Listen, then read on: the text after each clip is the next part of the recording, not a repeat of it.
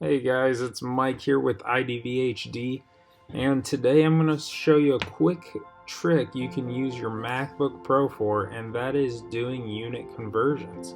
So the way we're going to do this is we're going to bring up Spotlight. There's two ways to do this. One, you can click Spotlight up here. That's good enough to do, but I actually like to use the shortcut, which is Command Spacebar.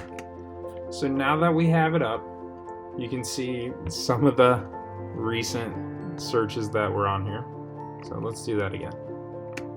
There we go. Now that it's up, it's ready for us to type.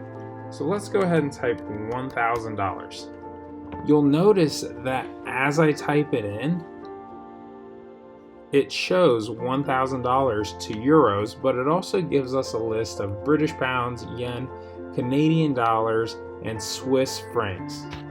I can actually do this for euros as well. So if I type in 1,000 euros, it gives me a list,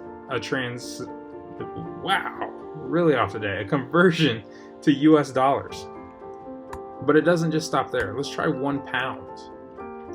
There we go, 16 ounces. So this is a really cool, easy way for you guys to do unit conversions right on your Mac. And again, you can use the Spotlight magnifying glass on the top right, or you can use Command Spacebar, which is my personal favorite to use there.